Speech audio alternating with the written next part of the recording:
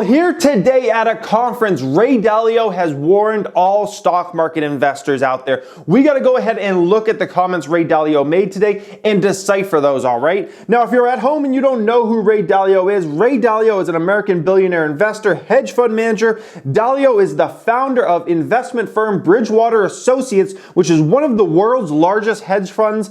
As of January 2018, he's one of the 100 wealthiest people in all of the world, all right? Now, don't let that impress you too much, one of the wealthiest people, because honestly, whenever you run a massive hedge fund, you get your 2 and 20%, okay, as a hedge fund manager. So if you guys ever wonder why you see so many hedge fund managers that are the richest people in the world, because they get 2 and 20. So they get 2% of the money coming in, regardless if they get gains, losses, it doesn't matter across the board. They take 2% of that, okay? So which means basically just for breathing, they get 2%. And then any profits they make for their customers, they get 20% of those. So when you start adding up the numbers and you see somebody that manages $100 billion or $200 billion and they take their 2 and 20%, you can understand that you could become a billionaire in a very quick amount of time. So don't let that impress you too much. Now Ray Dalio, I gotta say, for a long time, he got very impressive returns, but I gotta say, since 2012, his returns have been absolutely awful if you compare them just to what like the S&P 500 goes up. Even if you compare him to the average hedge fund, which is absolutely horrible, right?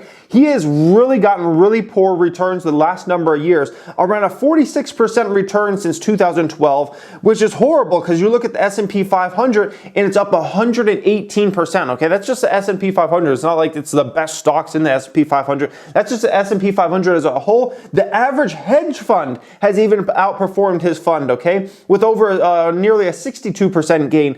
So needless to say, Ray Dalio had gotten great returns for a really long time, but over the last number of years, last 5, 6, 7 years, his performance has been absolutely horrible, guys. Now, he does have a new book out. It's called Big Debt Crisis. Some people are saying it's a pretty good book. I've not gotten a chance to read it yet. The one thing I can't understand is it's like this guy's supposed to be worth $17 billion. Why the heck is he charging $45 for a book? Like, you got $17 billion. Like, you have enough in the world. Like, just give that book away for free. Hardly anybody's going to read the book anyways. Like, give it away as cheap as possible for everybody who wants to read it. In my personal opinion, it doesn't make sense. So, by the way, if you've read that book, let me know what your thoughts are down there in the comment section. I would love to hear from you guys. If it's a book we should all go out there and get, I would love to hear from you guys in that comment section, all right? So, hedge fund titan Ray Dalio says the world is counting on stocks going up, and that will mean trouble in a bear market. Hedge fund magnate Ray Dalio warned investors on Thursday the next bear market could be very painful since most are not prepared for it. The world, by and large, is leveraged long. Dalio, who runs one of the largest hedge funds in the world, said in a panel at the Greenwich Economic Forum in Connecticut, when there's a downturn, I don't think there's going to be much to protect investors. Dalio did not call for a sharp downturn or the start of a bear market, but added any investor should have a strategic asset allocation mix. In other words, what will be the neutral portfolio in an overall period of time, and then figure out where there is alpha. That will be what distinguishes the winners and the losers when the next bear market arrives, Ray Dalio says, okay? So right off the bat, he's basically, you could definitely understand he's coming at a somewhat of a bearish stance, all right? You don't usually make comments like this unless you're kind of more on the bearish side than the bullish side, all right? Now, obviously, maybe he's been positioned like that for quite a while now, and maybe that's why his fund has severely underperformed everything for the last 5, 6, 7 years. You can go back in time.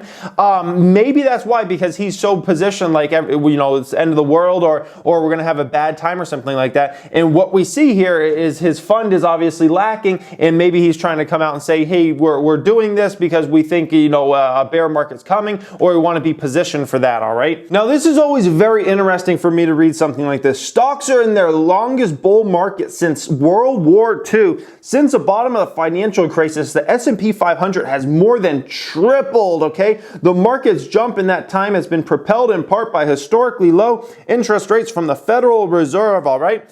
Now, that's always very interesting to hear when people, point at the very bottom of the Great Recession, which was arguably the worst financial time we had in the United States of America, probably since the Great Depression. And they point at the very bottom and they say, well, since that time, it did such and such. So the stock market's done such and such. Well, we could also look at a period of time. Okay, it was 2007. The Dow was over 14,000. Since that time, which was nearly 12 years ago, the Dow has not even doubled, okay? We'd have to be at least 28,000 plus for the Dow to have doubled. So in my opinion, the stock market has not done very well. The stock market on average doubles somewhere around every 7 to 8 years, all right? Every 7 to 8 years historically, the stock market has doubled. The stock market has not even doubled since 2007, okay? You can look back at the data, the market was over 14,000, topped out, and then it started going down from there, all right?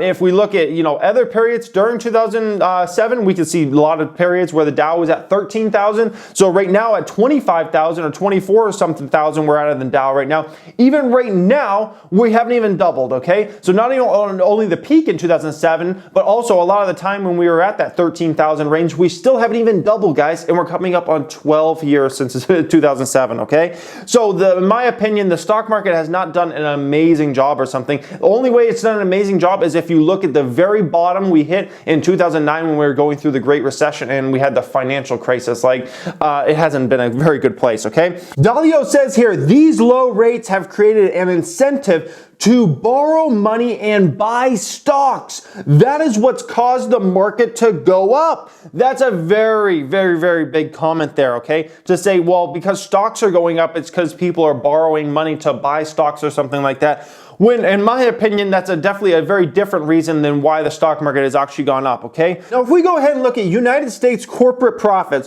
what we'll find is a massive uptick in corporate profits to, stratospheric levels, the highest they've ever been by far and away in a long, long time, okay? Corporate profits have absolutely exploded in the United States over the last number of years, but that is just half the story. That's just half the story. The other half is earnings per share are even much stronger than what corporate profits would show because of the massive share buybacks, all right? So basically over the last, 5-10 years, there's been a lot of companies that not only are they making a lot more money on their bottom line, but on top of that, they're using their own money to buy back their own shares. And basically what it makes the earnings per share look like they're going up dramatically because there are less shares to be counted against on that net income, okay? So there's more money attributable to shareholders out there. So the company can pay out more dividends or do whatever they want to do with that money. Basically, the earnings per share goes up at a much faster rate. And then on top of that, you have everybody's net income exploding, corporate profits exploding, guys. And that is the real reason why the stock market has gone up so much, okay? Because investors look at this and they're like, this is a huge opportunity. Corporate profits exploding, companies buying back tons of shares, earnings per share going up at even a faster rate. And naturally, you're going to have a lot of people that want to invest in the stock market because you just have a lot of companies that have blockbuster earnings per share, okay? That's the truth. That's a real reason. Now, are some people borrowing money to buy stocks, or have some people borrowed money or funds or whatnot? Absolutely. But that's pretty much been like that in the stock market for a long, long time. You'll always have some people out there, and generally those people or funds end up getting burned, okay? Let's just be completely honest. A lot of times, those who borrow money, they end up getting burned in the end, and maybe they can be hot for a few months or a year or something like that. But generally, if they're borrowing money to buy even more and more stocks, they will end up getting destroyed, okay? He says you have to create differentiation without much beta being built into the portfolio. That will be the opportunity to distinguish those who are able to extract alpha and those who aren't, all right? Dalio founded Bridgewater Associates, largest hedge fund in the world, back in 1975. Through the end of 2017, the fund managed $160 billion in assets, all right?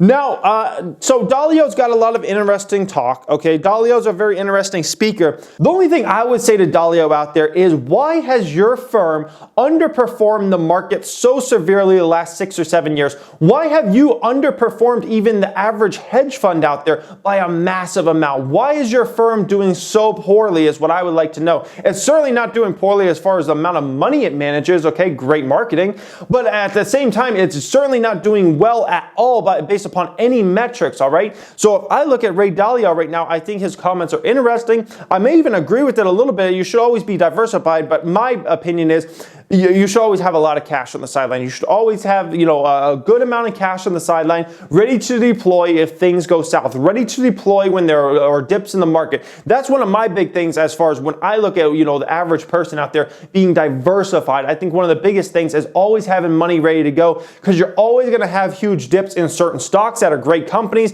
that maybe in the short term go down, but over the long term they have great futures ahead of them. You're always going to have dips in the stock market in general because of whatever the worry was.